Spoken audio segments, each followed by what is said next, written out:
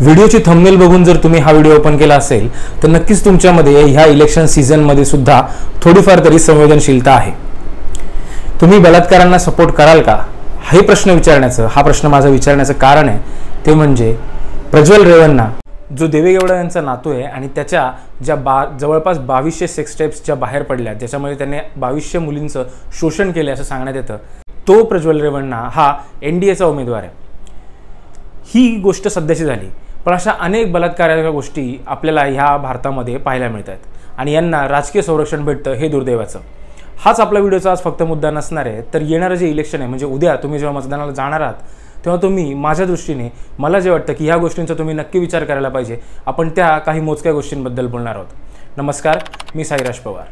प्रज्वल रेवन्ना बरोबर जे झालंय म्हणजे त्याची जी केस बाहेर आली आहे ही काही पहिली गोष्ट नाही आहे। राजकारणामध्ये अशा अनेक गोष्टी बाहेर आलेल्या आहेत आणि वेळोवेळी राजकारण्यांनी अशा घटनांना बाजूलाही केल्या।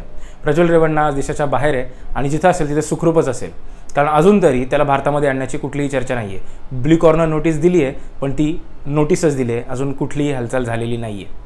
आणि याच प्रज्वल रेवन्नासाठी नरेंद्र मोदी हे मतांची भीक मागत होते। अर्थात तुम्ही म्हणू शकता की प्रज्वल रेवन्नाच्या ह्या गोष्टी नंतर बाहेर आल्या, नरेंद्र मोदींना याबद्दल काय माहीत होतं आणि या सगळ्या गोष्टी माहीत असायला हव्यात का? हा प्रज्वल रेवन्ना हा आमच्यासारखा सामान्य माणूस नाही, माजी पंतप्रधान देवेगौडा यांचा नातू आहे। त्यामुळे आपण कोणाला उमेदवारी देतोय त्याबद्दलचे इनपुट्स हे अमित शहा, नरेंद्र मोदी यांच्यासारख्या मोठ्या मोठ्या लोकांना असतातच।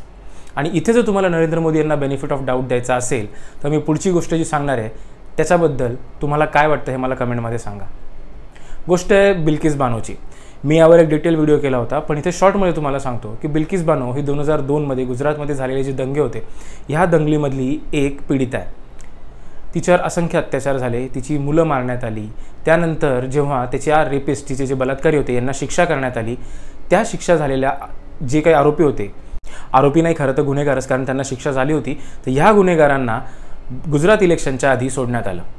नुसतं सोडण्यात नाही आलं तर त्यांना हार घालून भाजपचे कार्यकर्ते हे शूर ब्राह्मण योद्धे असं म्हणून मिरवत होते। मग तुम्ही विचार करा हा देश कुठे चाललाय आणि ह्या जो भाजप हे जे करतंय ह्या गोष्टीला तुमचं समर्थन आहे का? मी ह्या गोष्टी बोलत असताना जर तुमच्या मनामध्ये नरेंद्र मोदी यांनी केलेली विकास कामं येत असतील, तुमच्या समोरून जाणारे रस्ते येत असतील, उड्डाणपूल येत असतील, मुंबईवाल्यांनो जो तुमच्या समोर तो अटल सेतू वगैरे काही येत असेल ना, तर हा फक्त विचार करा की ह्या गोष्टी आज ज्या होत आहेत या गेल्या 75 वर्ष 78 वर्ष ब्रिटिशांनी सुद्धा रस्ते बांधलेत। याचा अर्थ आपण हे करणार आहोत का की ब्रिटिशांचा रूल हा खूप छान होता? मुद्द्यानुसार बोला आणि मुद्द्याचा विचार करा। तुमच्या घरामध्ये आया बहिणी आहेत, त्यांच्या संरक्षणासाठीचा काय मुद्दा आहे? ह्या दोन गोष्टीच नाही आहेत। याच्या पुढे जाऊन तुम्हाला सांगतो, ज्या भगिनींनी ऑलिम्पिकमधनं मेडल्स घेऊन आल्या होत्या त्या फोगट बहिणींनी जेव्हा आंदोलन केलं त्यांच्याविरुद्ध सुद्धा ह्याच भाजपच्या नेत्याने अत्याचार केल्याचे आरोप आहेत। त्याच्या मुलाला उमेदवारी देण्यात आली आहे, त्यानंतर त्या ब्रजभूषण सिंगवर आरोप निश्चित करण्यात आलेत, ते सुद्धा कोर्टाने सांगितल्यानंतर। मग तुम्ही विचार करा ही गव्हर्नमेंट किंवा हा पक्ष हा कुठल्या बाजूला चालला आहे? आता ह्या मुद्द्यावर जाऊ नका की सगळेच असे आहेत, सगळेच तसे आहेत, सगळेच असं करतात। मुद्दा हा आहे की तुम्ही जो मतदार आहात, तुम्ही 2014ला जेव्हा सरकार बदललं तेव्हा ह्या अपेक्षेने सरकार बदललं होतं का? आणि जर ह्याच अपेक्षेने तुम्ही सरकार बदललं असेल की बाबा बिल्किस बानो तर मुसलमान होती, ती दंग्यातली होती, तिच्याबरोबर असंच व्हायला पाहिजे आणि आमचे हे यांना चुकून फसवण्यात आलं, तर हा व्हिडिओ इथेच बघणं बंद करू शकता। कारण पुढची गोष्ट जी मी तुम्हाला सांगणार आहे यातून तुमचे जर विचार करण्याची जर क्षमता असेल आणि अजूनही तुम्ही जर एखाद्या भक्त कॅटेगरीमध्ये गेले नसाल, भक्त म्हणायला मला खरं आवडत नाही, पण जर त्या गोष्टीसारखी त्यांच्यासारखे तुम्ही वागत नसाल तर तुम्ही सुद्धा या गोष्टीचा विचार कराल। निर्मला सीतारामन ह्या ज्या भारताच्या अर्थमंत्री आहेत त्यांचे मिस्टर म्हणजे परकला प्रभाकर हे स्वतः जेव्हा मीडियामध्ये येऊन सांगतायत की नरेंद्र मोदी जर पुन्हा आले तर डिक्टेटरशिप येईल, नरेंद्र मोदी यांनी अर्थव्यवस्थेची वाट लावली आहे, हे परकला प्रभाकर यांच्या आधीसुद्धा सुब्रमण्यम स्वामी जे भाजपचे त्यांचेच खासदार आहेत ते सुद्धा सांगतात। या गोष्टी पाहिल्यानंतर तुम्हाला जर वाटत असेल की अर्थव्यवस्था फार सुखी आहे, हां याच्यामध्ये मी तर पेट्रोलचे भाव, गॅस सिलेंडरचे भाव या गोष्टीबद्दल तर बोललोच नाही आहे। या गोष्टी समजल्यानंतर जर तुम्हाला वाटत असेल की अर्थव्यवस्था फार छान आहे, आपला देशाचा जगात डंका वाजतोय, तर तुम्हाला ते लखलाभ असो। पुढची गोष्ट जी तुमच्या आमच्या जिव्हाळ्याची आहे तो म्हणजे आपला महाराष्ट्र। 2019 मध्ये महाविकास आघाडीचं सरकार आलं आणि त्यानंतरचं वागणं जर आपण केंद्र सरकारचं महाराष्ट्राशी पाहिलं तर यातूनच स्पष्ट होतं की महाराष्ट्रावर दिल्लीचा इतक्या वर्षांचा जो राग आहे तो ह्या सरकारने कसा पुढे नेलेला आहे। आता नरेंद्र मोदींनी मध्ये घोषणा केली की मराठ्यांना आम्ही आरक्षण दिलं, कोणीही दिलं नाही, शरद पवार होते त्यांनीही दिलं नाही, पण मराठ्यांना आरक्षण जे दिलं ते ही जी 50% कॅप होती ते सोडून दिलं, जे कोर्टात टिकणारच नव्हतं.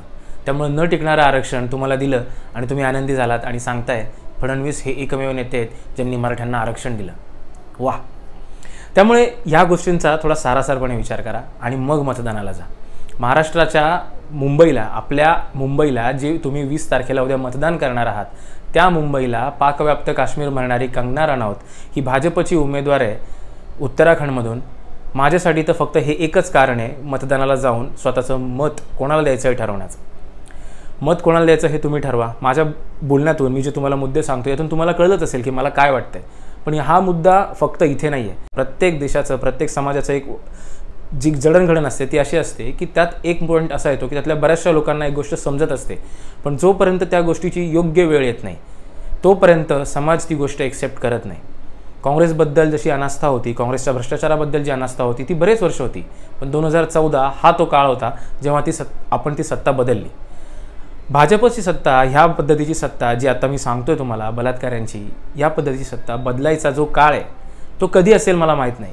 ह्या सत्तेमध्ये म्हणजे या 2024च्या इलेक्शनमध्ये हे होईल का मला माहीत नाही, 2029मध्ये होईल का आपल्याला सांगता येत नाही.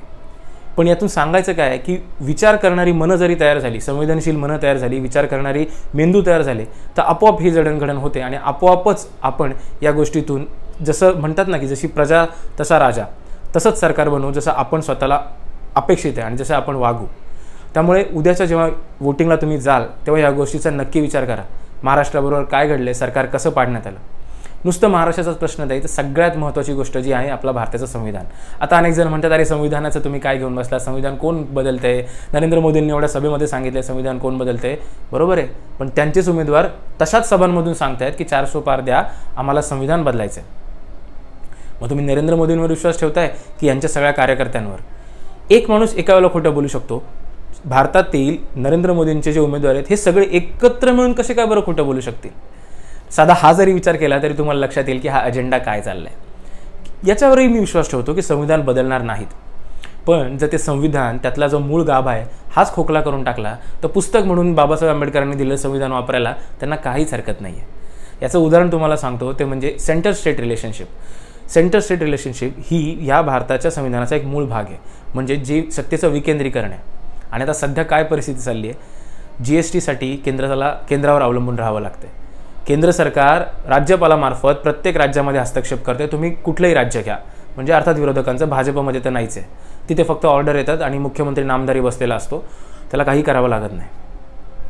मग ह्या सगळ्या गोष्टी असतात. याच्यात सगळ्यात महत्त्वाचा मुद्दा पक्ष फोडणं. आता तुम्ही म्हणाल की पक्ष फोडला, उद्धव ठाकरेंची एक पंचपक्ष त्यांना सांभाळताना आली, पक्ष फोडला. ही गोष्ट याच्यापेक्षा खूप व्यापक आहे. उद्धव ठाकरेंना सुद्धा हा काल मुद्दा एका पत्रकार परिषदेमध्ये एका मुलाखतीत विचारला होता, पण ते सुद्धा याच्यावर व्यवस्थित बोलले नाहीत.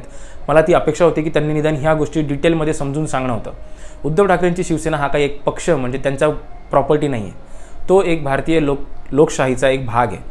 जेव्हा भारतीय लोकशाहीचा एक भाग असलेल्या पक्षावर तुम्ही भारताचे संविधान वापरून हल्ला करायला सुरुवात करता आणि जर सुप्रीम कोर्टाने याला मान्यता दिली आणि हा पायंडा असाच पडला तर तुम्ही हे भारतातील सगळे पक्ष संपवून टाकाल आणि एकाधिकारशाही येईल, जे JP नड्डा म्हणाले होते. हे इतकं साधं सरळ सोपं आहे. आणि हेही जर तुम्हाला वाटत असेल की फक्त उद्धव ठाकरेंबरोबर झालंय म्हणून तुम्हाला वाईट वाटतं आणि तुम्ही म्हणताय, तर पुन्हा एकदा विचार करा. तर ह्या सगळ्या गोष्टी ज्या मला शॉर्टमध्ये आज आठवल्या की मला वाटलं की रविवारची सकाळी तुमच्यासोबत ह्या गोष्टी शेअर करायला पाहिजेत, तर ह्या गोष्टींचा विचार करा. मतदान कोणाला द्यायचं आहे हे काय मी सांगणार नाही, पण कोणाला देऊ नये हे तर मी माझ्या गोष्टीतून सांगतोय. तुम्ही त्याचा विचार करा. आणि एक महत्त्वाची गोष्ट म्हणजे आपल्या एका व्ह्यूअरने लिहिलं आहे की मी नोटाला बटन दाबलं कारण मला कोणावरच विश्वास नाही आहे. मुळात नोटा हा ऑप्शन जरी चांगला आहे, सरकारी योजनांसारखं येते, त्याचे उद्देश फार चांगले आहेत, पण त्याचा वापर गैरवापरच होतो. नोटाचा वापर हा तुमची सत्तेमध्ये असणाऱ्या जे इन्कम्बंट जे गव्हर्नमेंट आहे याच्या विरुद्ध जाण्यापेक्षा याचा फायदाच होतो. कारण नोटा जिंकलं जरी तरी त्याचा काहीही अर्थ राहत नाही. त्यामुळे तुम्ही नोटाला मतदान करू नका. हवं तर तुम्हाला सरकारला करा, सरकारच्या विरुद्ध करा, एखाद्या इंडिपेंडेंटला करा, 12व्या-13व्या नंबरवर असलेल्या एखाद्या ज्याला तुम्ही ओळखत नाही त्याला करा, पण नोटाला मतदान करू नका. त्यामुळे आजच्या व्हिडिओपुरतं एवढंच. पण मला सांगायचंच होतं की माझ्या 1-1.5 वर्षाचा मी हा YouTube चॅनल चालू करण्याचा जो उद्देश होता त्याचा सार हा व्हिडिओ आहे. मतदान कोणाला करायचं हे तुम्हाला ठरवायचं आहे, पण काय गोष्टी आपल्याला नको आहेत या गोष्टींचा मात्र तुम्ही नक्की विचार करायला पाहिजे. त्यामुळे मी फक्त उद्याच्या मतदानाआधीही तुम्हाला छोटीशी आठवण करून दिली. व्हिडिओ आवडला असेल तर शेअर करा, चॅनलला सबस्क्राईब करायला विसरू नका. धन्यवाद. जय हिंद, जय महाराष्ट्र.